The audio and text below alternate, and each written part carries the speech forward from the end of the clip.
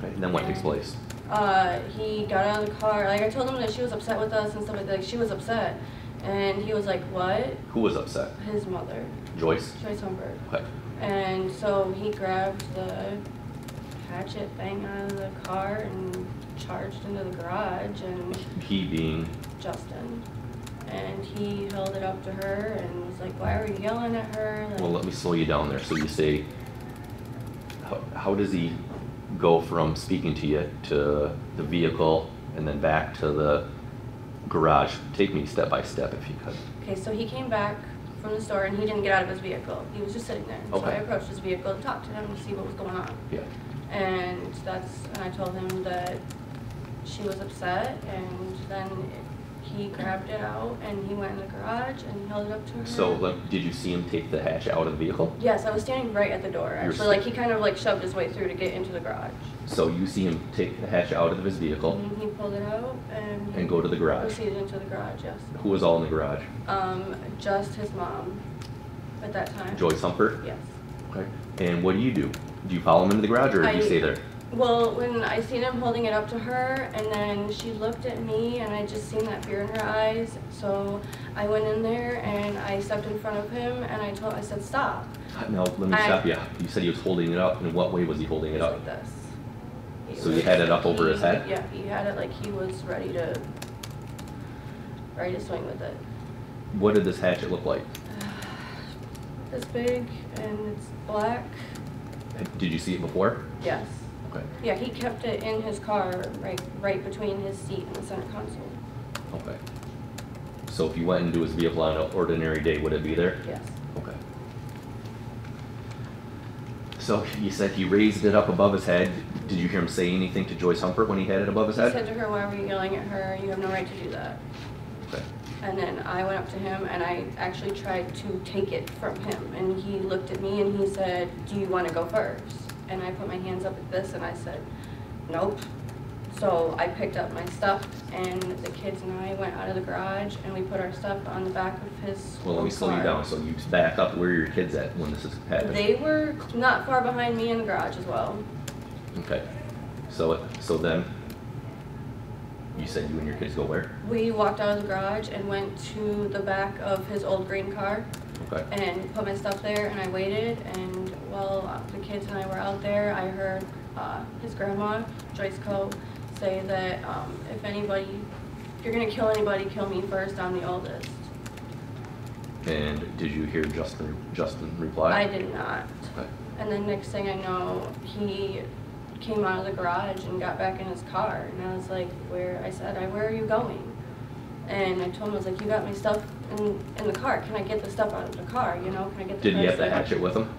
Yes. Okay. And he put it in the passenger seat. Okay. And so he got our stuff out of the vehicle, and he gave it to me, and he got in the car, and he was trying to shut the door, and I was like, well, where are you going? And he says, I'm going to go die. And then what? And he pulled out of the driveway and left. So this time, what action do you take? We put our stuff back in the car, in his grandma's car, to leave. All of us get buckled up, and who's all of us? Me, his grandma Joy Co, and my 4 kids. So you pull out and you're heading where? We pulled out and we headed down Brennan Street, and she was going to take us home. Okay. And what's the next thing you notice? Next thing I noticed, there's a vehicle coming over into our lane. I just seen the bright headlights. I noticed and recognized the front of the car, and I turned to Grandma and I said, oh my God, Grandma, that's Justin. And let me slow you down. You said a vehicle coming into our lane? Yeah. Like, it was coming over towards us at that point. Like, the car, it was parked down the street. Like, it was down the street. It was sitting there with the lights on and everything. And then as we got further down the street, it just got closer, and then it was in our lane. It was in your lane? Were you guys, by any chance, over the center of the road, or were you right in your lane? Not that I know of. I'm pretty sure we were in our own lane. Okay. Are you confident that this vehicle was coming into your lane at you? Yes. Okay. You're watching it, right? Yeah, I mean, I've seen it. Yeah. I could tell by the front of the vehicle that it was his car. I mean, he had just left just a minute or two before we did. No. No, you said you saw a vehicle just kind of, you said sitting there? It looked like it was. It looked like it was just sitting there. Were there any other vehicles on the road that you noticed? No. Just that vehicle and your vehicle? Okay. So you see a vehicle coming in your lane, you recognize it as his vehicle, then what happens? The accident, we got hit. You got hit? Describe that. My glasses flew off, I blacked out, I couldn't hear anything. And then when I finally came to, I heard my kids in the back screaming and help us, and they were just terrified. I seen the car smoking, and my first instinct was to get everybody out, because I thought, what if the car catches on fire? So I go to get out of the car. I still didn't have my glasses yet. I had no idea where they were. And I called my aunt. I told her, I said, Aunt, we just got into a car accident. It was with Justin. Like, we got hit head on. She's like, oh my God, are you okay? Well, when I got out of the car, all I could see was a figure of Justin going down the street. Going towards back where? Towards his grandma's house. The house that you just came from, Yes. where his mother was? Yes. Okay. So you see him walking that way. In what manner was he walking? Fast, slow, average? I couldn't tell. I didn't have my glasses on. It was too far, and it was dark. But you could tell it was him?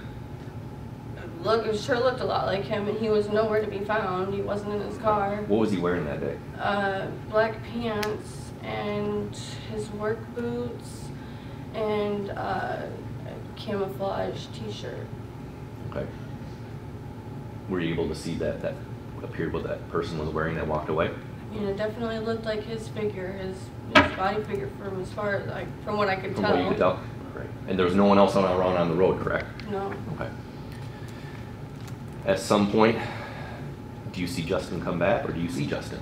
I was trying to get everybody out of the car, Yeah. and then they called EMTs, everything like that, and the kids and I were sitting on the side of the road, facing towards the road, and one of the kids had noticed and said, Mom, Justin's coming back, and they just inched away from that, coming towards me because they were scared. So let me ask you this, from the time that you saw Justin walk towards the house to the time he came back, about how much time passed?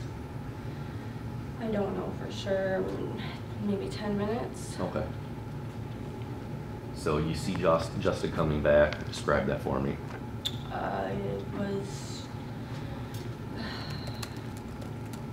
He was lifeless, like he was drained, like he had just seen a ghost or something, and he just laid down on the ground. Okay. Before he laid down on the ground, do you know if there was any medicine available? It was in his car. Did you witness anything with respect to medicine? No. I didn't see what he did with it. You didn't see what he did? Okay. No. So the next thing you see is he lays down on the ground? Yeah, he laid down on the ground and just kind of like laid there. And I got up and I went over to him and I was like, you know, what the heck? You know, like, my kids are in that car. Like, what were you thinking? Like, what's going on? He didn't respond. He didn't say anything. So I was like, okay, fine. I went back and I sat down with my kids.